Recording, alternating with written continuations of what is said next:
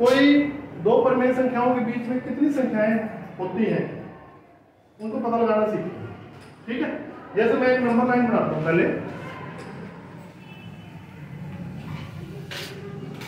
तो यहां पर कहीं पर भी एक आपने स्केल से करना है काम। ठीक है, मैं तो हाथ से वैसे बना रहा हूं, तो कहीं पर भी एक जीरो ले लेते हैं पहले। Yes sir. ठीक है, अब इसी के ऊपर हम कुछ नंबर लिखेंगे ताकि अब बराबर बराबर दूरी पर पॉइंट ले रहे हैं। तो जैसे 1 2 3, क्या ये ठीक है? हाँ जी। नहीं क्यों क्यों नहीं ठीक है? गुड। ये सारे डिस्टेंस जो है बराबर होना चाहिए। मैंने ये ज्यादा नजदीक हो गया है, तो हम क्या करेंगे, इसको माप कर बराबर बराबर दूरी पर पॉइंट लिख दें। ठीक है, तो आप चाहे इस प्रकार का इस्तेमाल कर सकते हो, चाहे स्केल का इस्तेमाल कर सकते हो। ये बराबर बराबर दूरी पर पॉइंट ले लें। जैसे मैं प्रकार की मदद से, मेरे हाथ में प्रकार है 1 2 3। ठीक है, आपने कॉपी पर प्रकार की मदद से करना है। इसको 2 लिख देता हूँ यहाँ पर और 3 यहाँ। ठीक है, और इस तरफ भी है ये -1, इधर 0 से जो बाईं तरफ है हम माइनस वाली संख्याएं लिखेंगे।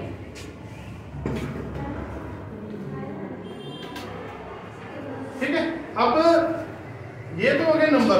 अब प्रश्न है कि क्या इनके बीच में भी कोई नंबर है? है। बीच में भी नंबर है, वो कैसे पता लगाते हैं? देखो, आपको पहले बिन्ने सीखी हुई है आपने पहली क्लास में। जैसे मान लीजिए ये एक बॉक्स है, मैं इसको 4 भागों में बांट दूंगा।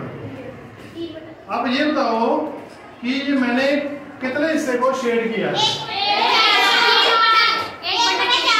1/4। ठीक है, अब यानी टोटल पार्ट कर देंगे। पहले 4 पार्ट किए हैं तो एक हिस्सा 1/4 बन जाएगा।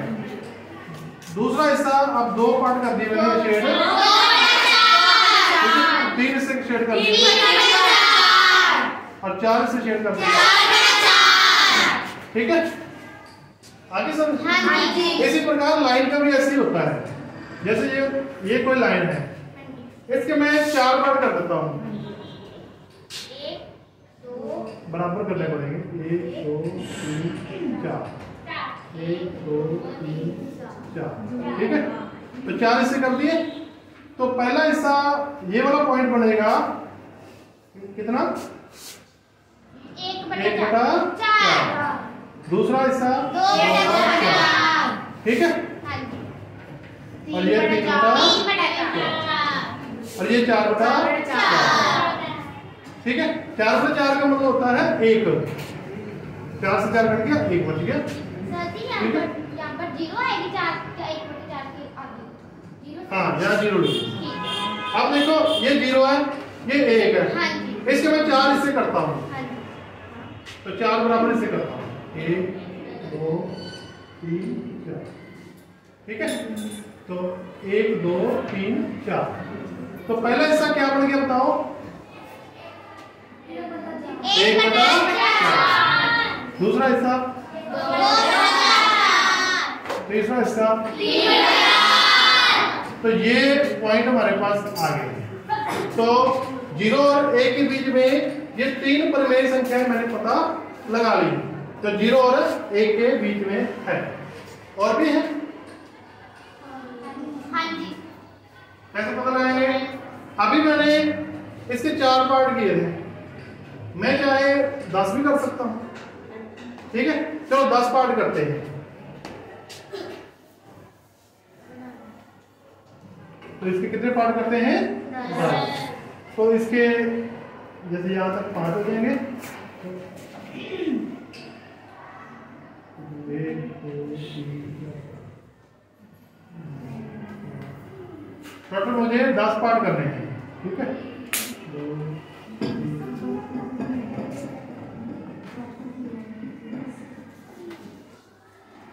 10 बराबर इससे होने चाहिए। ठीक है, तो पहला पॉइंट क्या बनेगा? 1/10। तो अब इसको हम 1/10 लिख देंगे। दूसरा पॉइंट, तीसरा पॉइंट, चौथा, पांचवा,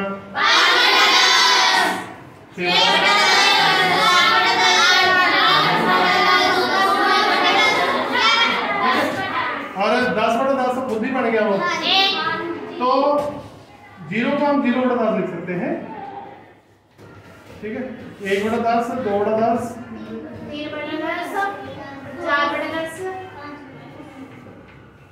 4/10। तो ये सारे पॉइंट्स 0 और 1 के बीच में आ गए। तो 0 और 1 के बीच में ये सारे नंबर आ गए। कितने हैं इनको काउंट करना? 1 2 3 4 5 6 7 9। 10/10 तो खुद ही होगा ना, हमने उन दोनों के बीच में पता लगाने हैं। तो ये 9 पॉइंट हमने पता लगा लिए हैं जो कि 0 और 1 के बीच में है। अब क्वेश्चन है, क्या मैं सिर्फ इसके 10 पार्ट ही कर सकता हूँ? नहीं सर जी, जितने मर्जी कर लूँ, मेरी मर्जी है। चाहे 1000 पार्ट कर लूँ, चाहे लाख कर लूँ, चाहे करोड़ कर लूँ, कुछ मर्जी कर सकता हूँ। चलो मान लीजिए हम लाख करते हैं। अपने दिमाग में सोचना है। ठीक है, मैंने इसके लाख पार्ट कर दिए 0 और 1 के बीच में। ठीक है, 0 और 1 के बीच में 1 लाख पार्ट कर दिए हैं। तो पहला पॉइंट कौन बताएगा कितना बनेगा? ये 0 और 1 है, तो 0 और 1 के बीच में पहला पॉइंट कौन सा बनेगा? हाथ खड़े करो। लाख, मैंने लाख किससे किए? दिमाग के अंदर किए हैं। बोलो बढ़िया।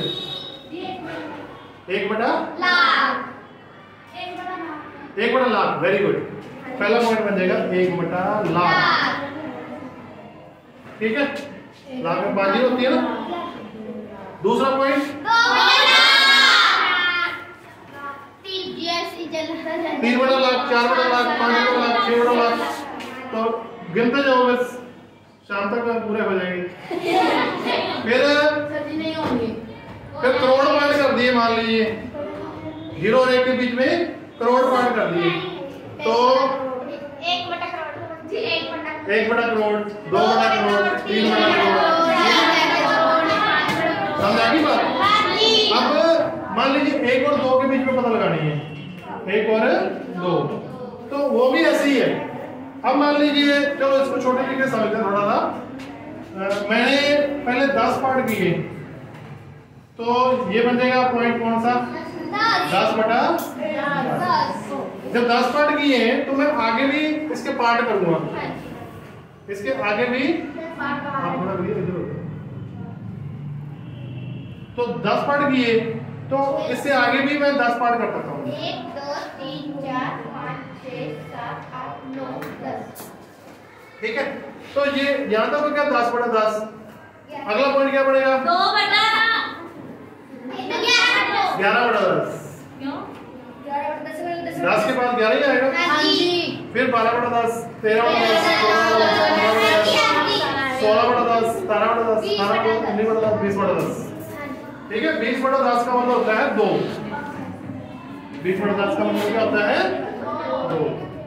ठीक है, 2 से 2 कट गया तो 20। तो ऐसे ही ये बताओ, चलो 15/10 कहां पर आएगा?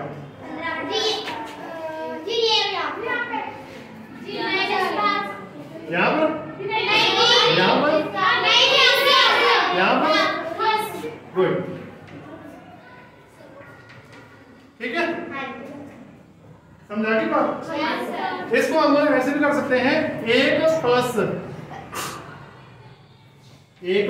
5/10। ठीक है, समझा की बात? 1 तो पूरा हो गया और 5/10 आगे हो गया। नहीं है।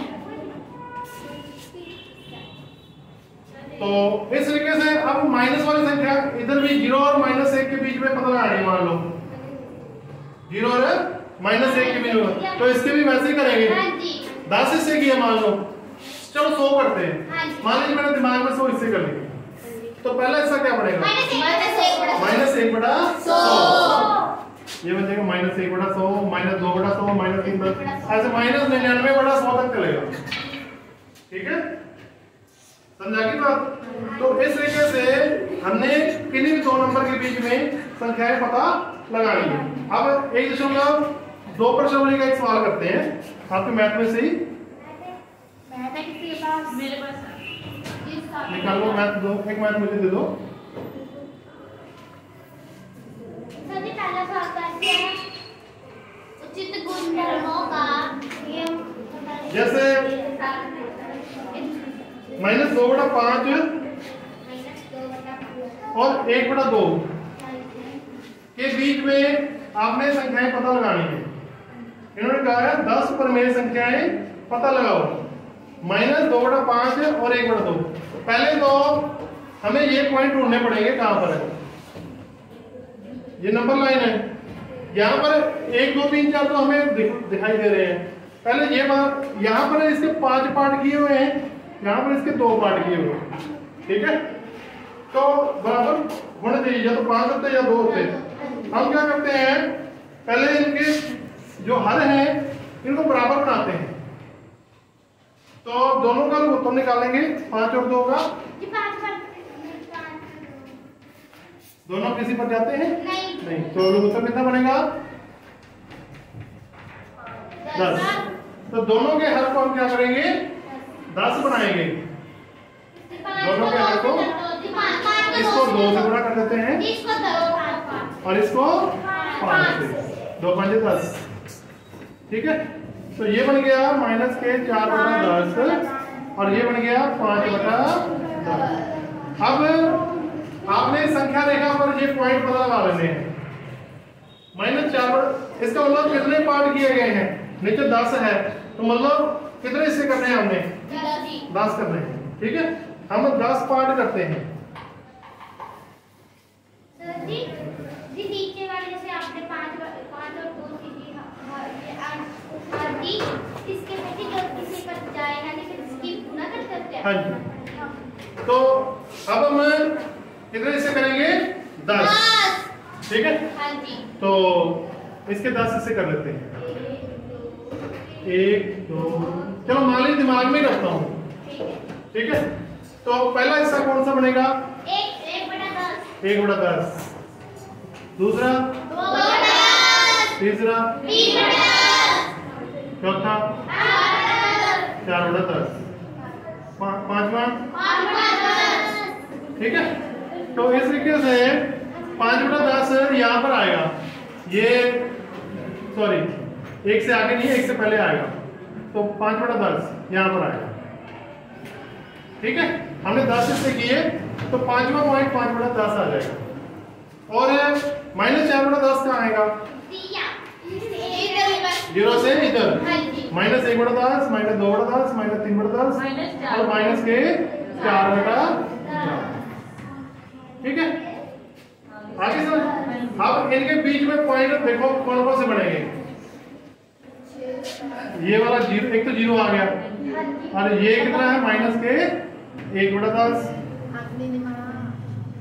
-3/10, -4/10 होती है। और इधर क्या आएगा? -1/10, 1/10, 2/10, 2/10, 3/10, 4/10, 5/10 से क्या ठीक है, 5/10 तो खुद ही है। तो ये कितने नंबर हो गए?